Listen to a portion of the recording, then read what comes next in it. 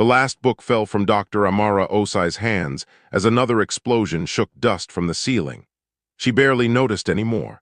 3 days of searching through pre-space, age military documents had left her numb to the sounds of Earth dying above her head. The bunker's emergency lights flickered, casting shadows across rows of ancient texts that nobody had touched in 2 centuries. Her fingers traced the spine of a leather journal, its pages yellow and brittle. Vietnam War, the label read. Guerrilla tactics and asymmetric warfare. Words that meant nothing to modern commanders who fought with quantum computers and AI strategists. Words that might be humanity's last hope. The door hissed open. Admiral Garrett Hayes stomped down the stairs, his uniform scorched at the shoulders. Behind him, Lieutenant Risa Nakamura carried a data pad that showed red markers spreading across a star map like blood in water. The Dominion fleets had broken through at Titan. 72 hours remained before their war machines reached Earth. "Please tell me you found something," Hayes said.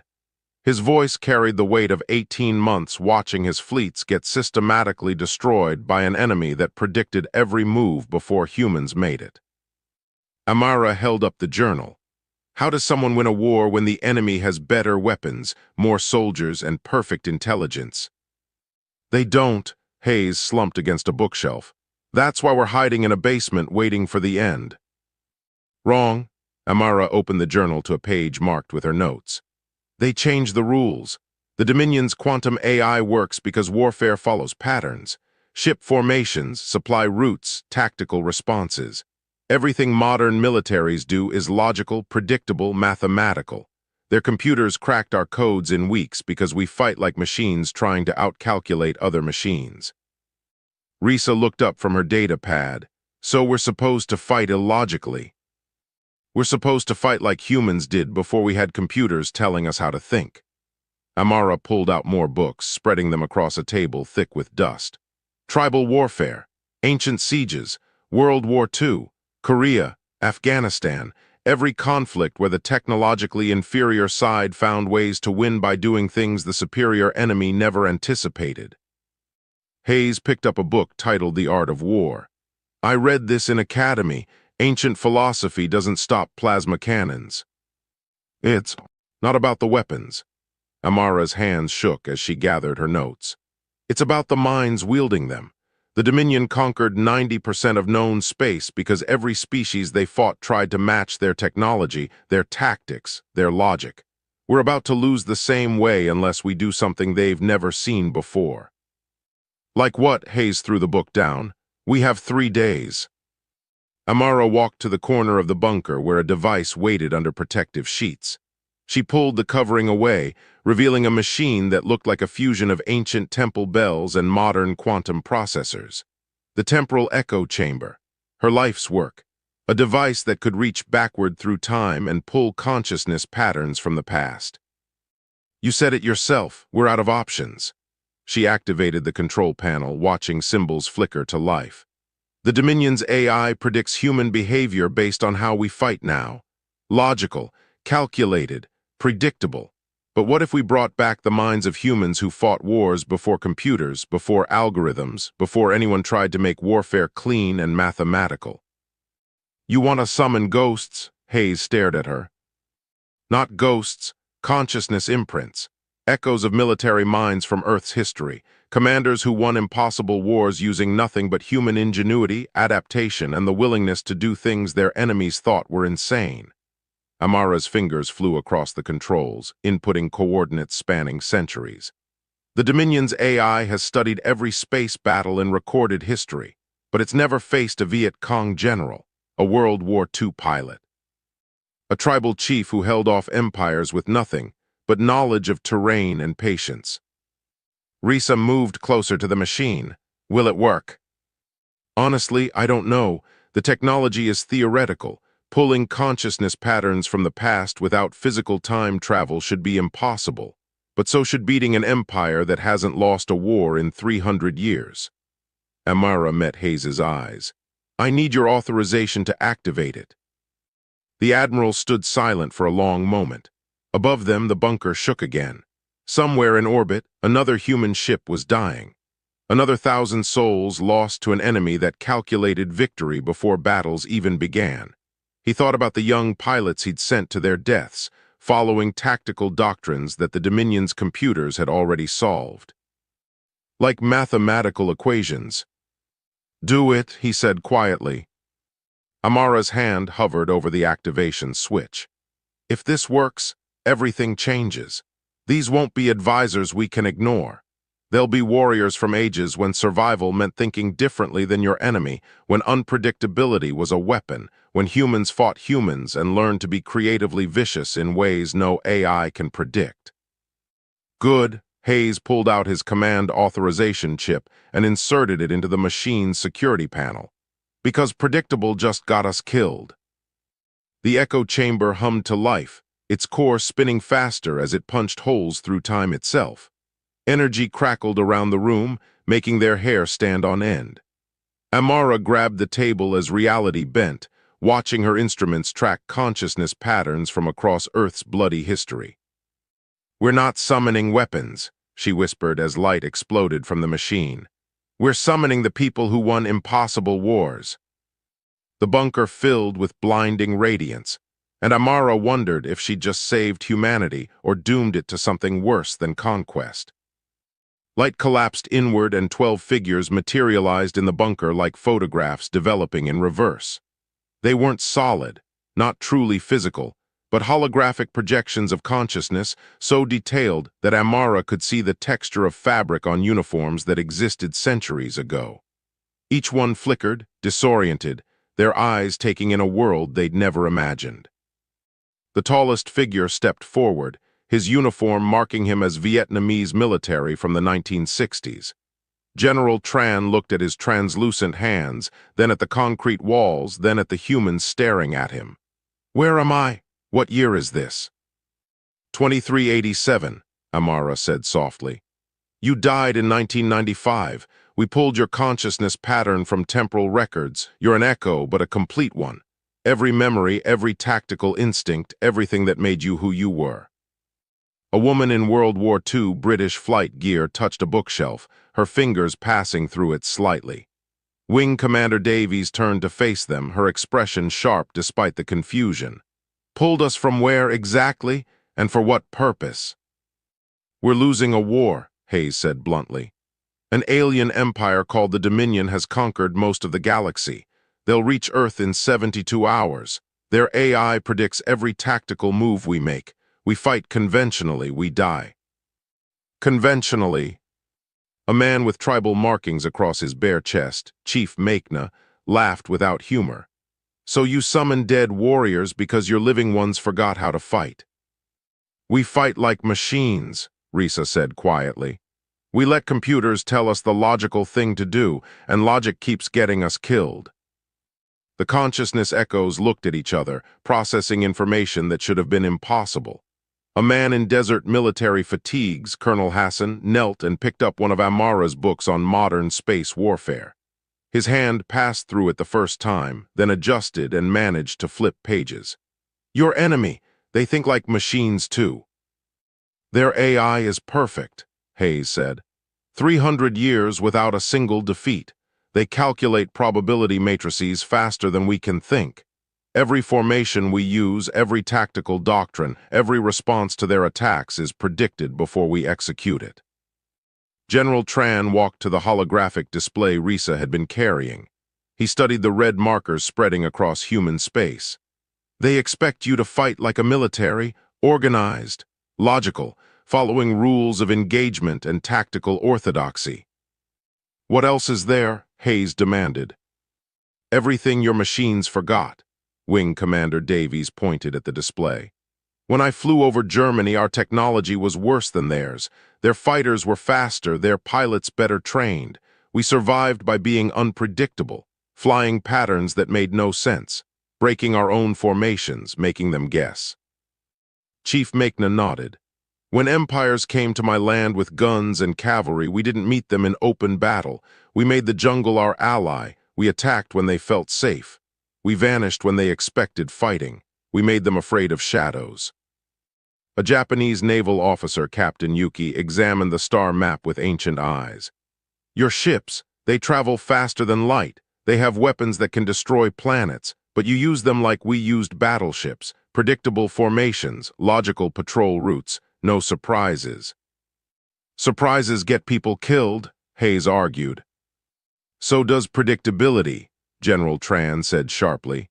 How many ships have you lost following perfect tactical doctrine? The Admiral's jaw tightened. Most of my fleet. Then perfect doctrine is perfectly wrong. General Tran turned to face him fully. You brought us here because you're desperate, but desperation is worthless if you're not. Willing to abandon everything you think you know about warfare. Tell me, Admiral, what does the enemy expect you to do in the next 72 hours?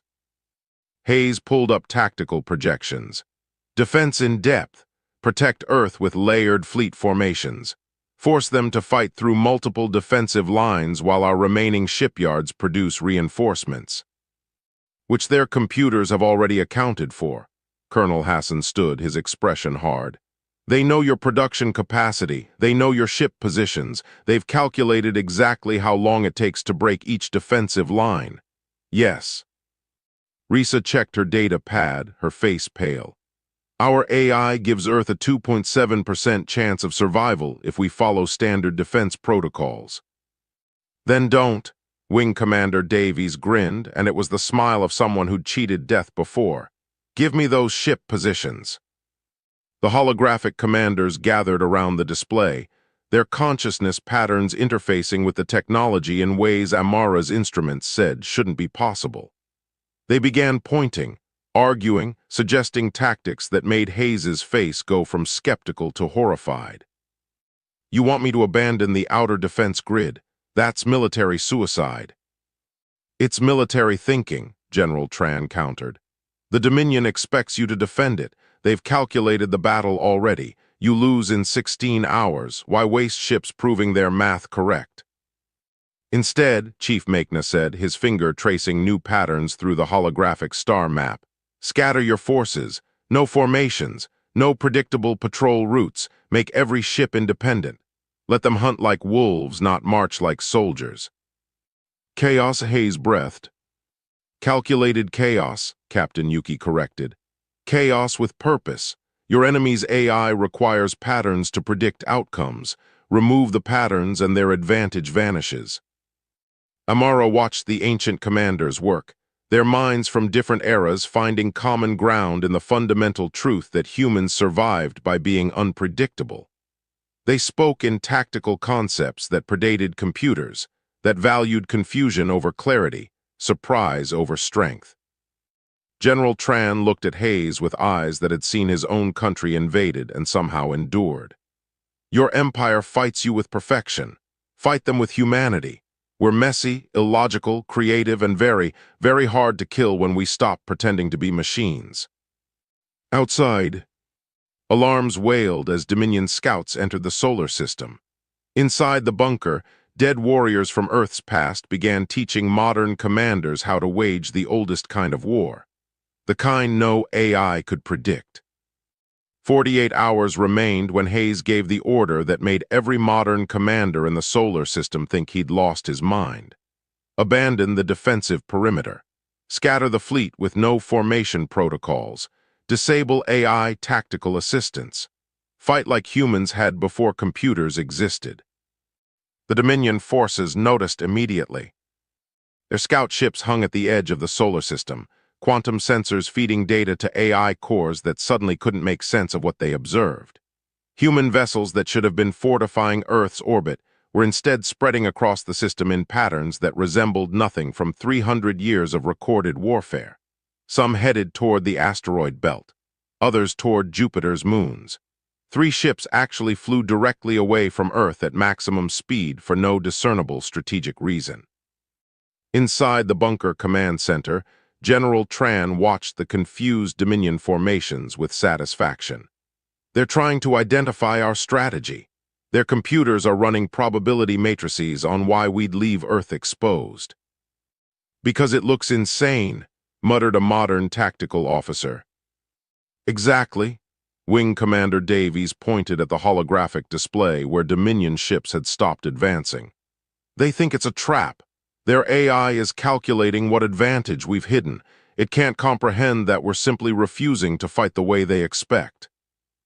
Colonel Hassan had spent 6 hours teaching human pilots a concept from desert warfare that translated perfectly to space. Make them come to you. Choose the battlefield. Control the engagement. Human mining ships in the asteroid belt had spent that time with cutting lasers, carving rocks into shapes that sensor arrays would read as ship debris. Hundreds of false targets floating in a dense field where sensors couldn't be trusted.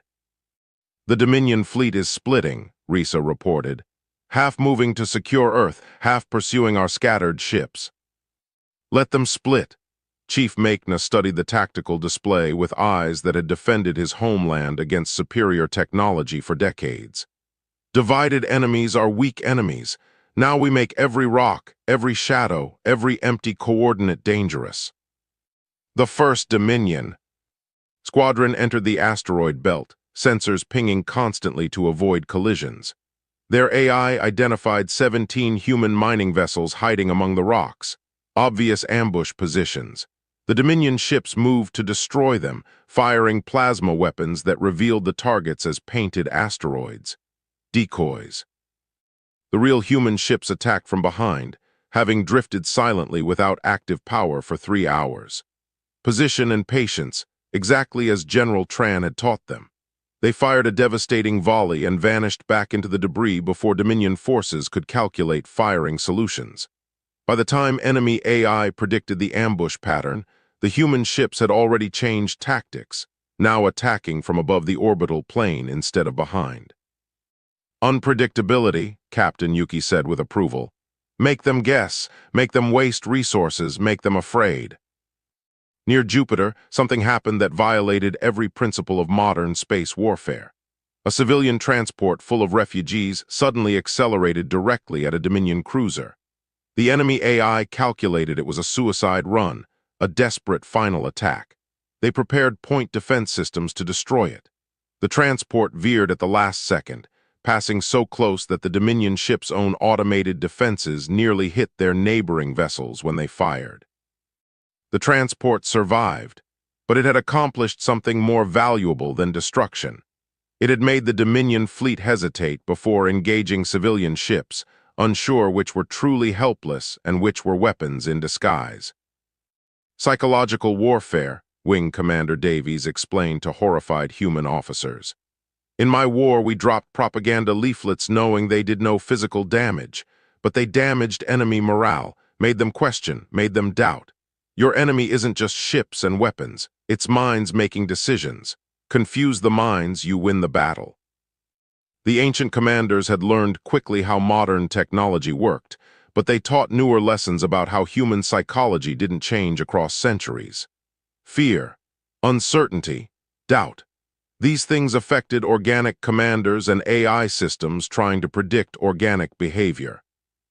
Hayes watched from the command center as his scattered fleet turned the solar system into a nightmare of false information and unpredictable violence. Ships hiding in Saturn's rings. Fake distress beacons luring Dominion forces into empty coordinates. Actual human vessels broadcasting surrender messages, while mining drones behind them prepared ambushes. This is madness, he said, but his voice carried wonder instead of criticism. This is warfare before you sanitized it with computers and tactical doctrine, General Tran replied. Messy, creative, human. Your enemy's AI is extremely good at predicting rational military behavior. Lucky for us, humans are rarely rational when survival is on the line. The Dominion's main fleet reached Earth's orbit after 36 hours of fighting their way through chaos. They'd lost 11 ships to ambushes, accidents caused by false sensor data, and confused friendly fire incidents. Not devastating losses, but impossible ones. Their AI had predicted 0 casualties during the approach to Earth. The calculations were wrong. For the first time in 300 years, the Dominion didn't understand what was happening. They sent a communication to Earth. Not a demand for surrender, but a request. Explain your tactics, explain your strategy, explain why you're fighting illogically. General Tran smiled when he heard it.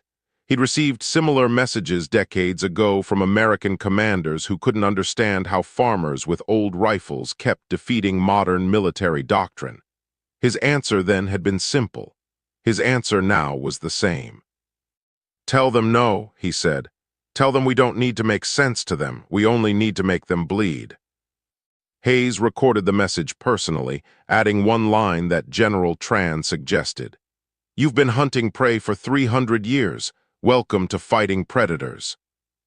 The Dominion forces around Earth held position, waiting for new orders from AI systems that couldn't calculate a response to an enemy that refused to be predictable. The ancient commanders watched and prepared the next phase. "They're confused," Chief Makna said. "Good. Confused enemies make mistakes. Now we stop defending and teach them how humans hunt."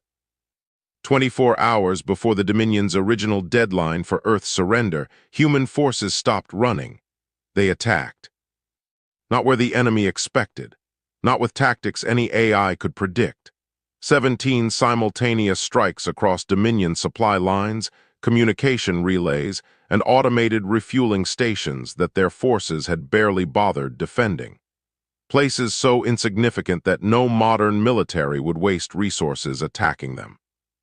"Target value means nothing if losing it creates fear," Captain Yuki had explained. The ancient naval commander understood that warfare was as much about breaking enemy confidence as breaking enemy ships.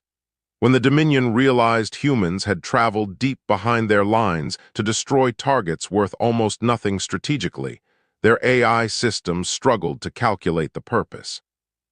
The purpose was simple: make them defend everything, which meant defending nothing well. Wing Commander Davies had taken personal interest in training human pilots. She taught them to fly their ships drunk on unpredictability, weaving and rolling even when no weapons fired at them.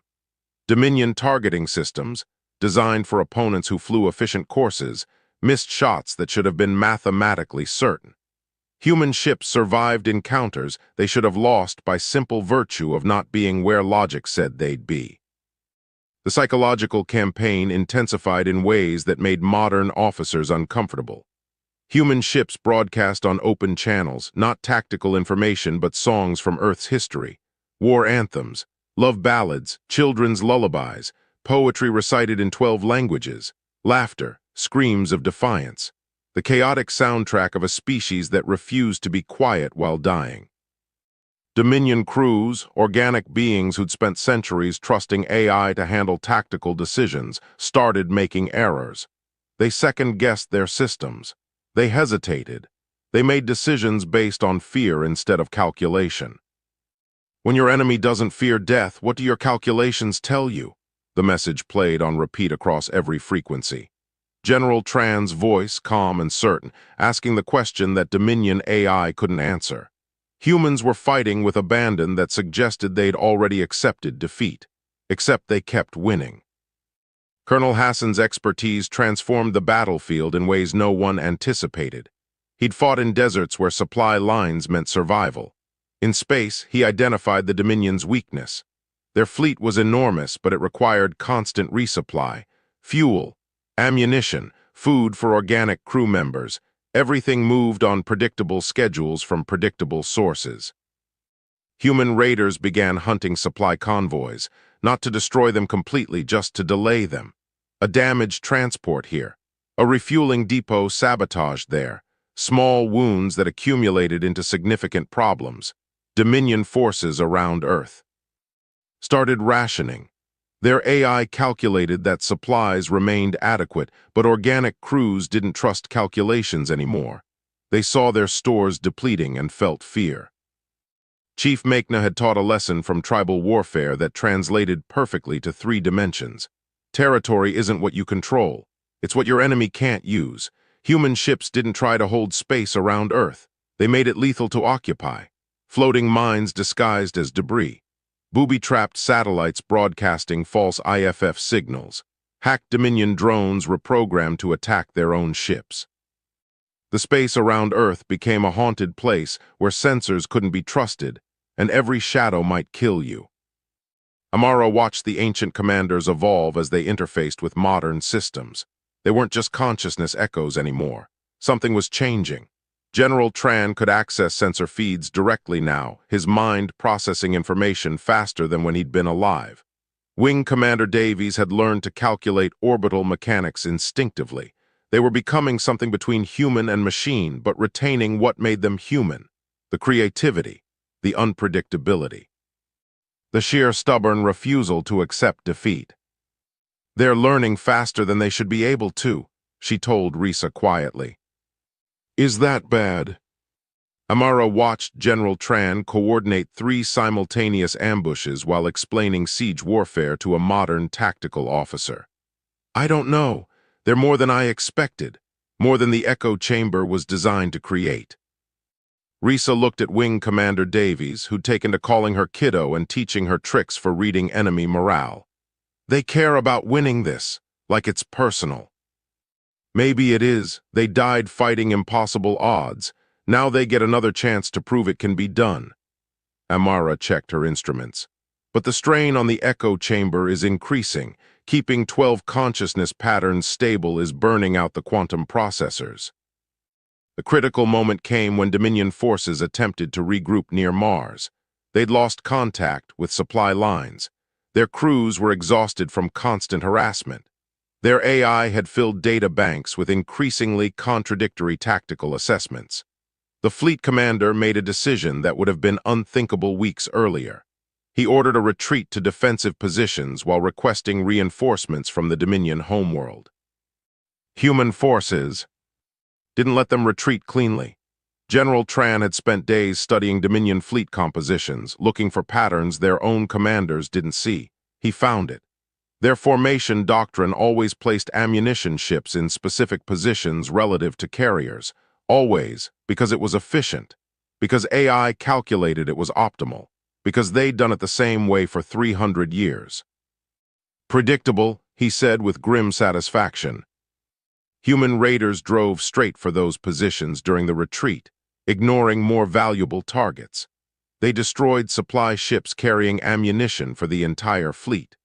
Dominion forces found themselves low on weapons in hostile space with unreliable supply lines and an enemy that attacked from everywhere and nowhere. The Dominion sent another message, not to Earth's military this time, but to the civilian government. A formal request for negotiation, terms to discuss ending hostilities. They didn't call it surrender, but everyone recognized what it meant. An empire that hadn't negotiated in 300 years was asking for talks. Hayes wanted to accept immediately, end the bloodshed, save Earth. But General Tran stopped him with words that had won wars across human history. "Hurt enemies negotiate. Broken enemies surrender. If we stop now, they'll rebuild and return. We have them confused and afraid. Now we push until they shatter completely." He looked at Hayes with absolute certainty. "We strike their homeworld, prove we can reach them anywhere, prove their empire can't protect them. Then we negotiate from victory instead of desperation." Hayes stared. "That's impossible. Their homeworld is across half the galaxy." Colonel Hassan smiled. "Good, they'll think so too." The volunteer fleet assembled in silence. 20 ships, mix of military frigates and civilian vessels that looked like they'd barely survived the journey across the solar system, much less across half the galaxy. Crews who knew this was a one-way mission. But every single person had watched Earth nearly die and decided that if they were going to perish anyway, they'd do it making the Dominion bleed. Risa stood in the hangar bay, her transfer orders approved despite Hayes's protests. She wasn't leaving the ancient commanders. Wing Commander Davies had become something like family. A grandmother from centuries past who taught her that courage wasn't about being unafraid. It was about being terrified and doing the job anyway. Amara loaded the echo chamber onto the flagship, a battered cruiser named Defiance. The machine was deteriorating. Quantum processors burned out daily from the strain of maintaining 12 consciousness patterns. She'd told Hayes it might fail completely before they reached the Dominion homeworld. Hayes had told her to go anyway. If they were making a statement, they'd make it properly. Admiral Hayes stayed behind to coordinate what he called the deception campaign. Make the Dominion think Earth's entire military was still in the solar system. Keep their attention divided. Give the Ghost Fleet a chance to reach the unreachable. General Tran stood in Defiance's bridge, his holographic form studying star charts that showed a journey no sane commander would attempt. Through Dominion space, past occupied worlds and patrol routes and defensive installations that could each destroy their little fleet a dozen times over. "This is insane," said Commander Paulo, the fleet's ranking officer. "Most victories look insane before they happen," General Tran replied. He'd already mapped a route that violated every principle of safe navigation.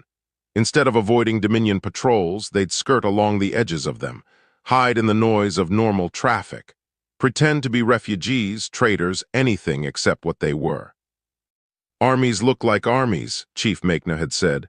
"Don't look like an army." The Ghost Fleet departed Earth with no ceremony.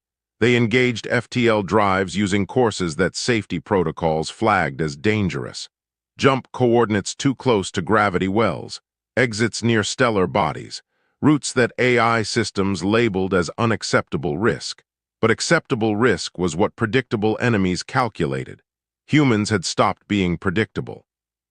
The journey became a masterclass in survival through unpredictability. When Dominion scouts detected them near a neutral trading station, the fleet scattered in 17 directions like frightened prey. The scouts reported it as refugees fleeing the war. When the Ghost Fleet regrouped 3 star systems away, they'd lost 0 ships and gained valuable intelligence about Dominion patrol patterns. General Tran taught patience to crews who wanted to rush. "Move too fast, you make mistakes. Take your time, war is long. Battles are short, know the difference." They traveled through spaces where the Dominion barely maintained presence. Sectors with harsh radiation, nebula fields that scrambled sensors, dead zones where stars had gone nova and left navigation hazards, places where military vessels avoided going because the risk outweighed tactical value. Wing Commander Davies worked with the pilots, teaching them evasion techniques from atmospheric combat translated to 3 dimensions. How to use gravity wells as cover, how to cut power and drift when enemies expected active scanning, how to make sensor signatures look like natural phenomena. The Ghost Fleet became ghosts in truth. Rumors spread across Dominion space. Human ships appearing where they shouldn't be, attacks on insignificant targets, a fleet that seemed to materialize from nowhere and vanish just as quickly. Some Dominion outposts reported encounters, others called it propaganda or sensor glitches. But the reports reached the homeworld, reached the Dominion High Command, reached the AI systems that had never calculated the possibility of humans striking so far from Earth. Inside Defiance, Amara fought to keep the echo chamber functional. The ancient commanders weren't just advising anymore. They'd learned to interface directly with ship systems. General Tran could process tactical data faster than organic brains should manage. Captain Yuki navigated using instinct merged with quantum calculations. They were evolving into something unprecedented. "What are you becoming?" Amara asked General Tran during a quiet moment. The holographic commander looked at his translucent hands. "I don't know, not alive, not dead, purpose-given form perhaps, we died once. Dying again to save humanity seems like a fair trade." Halfway to the Dominion homeworld, they learned the cost of their journey. The echo chamber's main processor failed catastrophically. 2 of the ancient commanders, officers Amara had never got to know well, simply vanished. Their consciousness patterns dissolved back into temporal noise. The remaining 10 flickered, their projections unstable. "We're burning out," Wing Commander Davies said calmly. "How long do we have?" Amara checked readings with shaking hands. "Maybe until we reach the homeworld, maybe less." "Then we better make it count." Davies smiled, that terrible smile of someone who'd already died once and wasn't afraid to do it again. "I've had a good second life, time to make the ending memorable." The Ghost Fleet emerged at the edge of Dominion homeworld. Space facing impossible odds. Thousands of defensive platforms, hundreds of ships, automated systems that had never been breached in the Empire's entire history. The consciousness echoes looked at the defenses and started laughing, Not from madness, but from recognition. They'd all faced impossible odds before. That's why humanity had summoned them. "We don't need to win," General Tran said, his form flickering as the echo chamber struggled to maintain his pattern. "We just need to prove they can't protect even themselves. Ready." The ancient commanders merged with Defiance's systems in ways that made every safety alarm scream warnings. They weren't just advising the fleet anymore. They were becoming the fleet. Human consciousness from different eras forming a networked intelligence that was completely, beautifully unpredictable. "Let's teach these conquerors what humans learned fighting each other for thousands of years," Colonel Hassan said. "That victory isn't about strength, it's about will."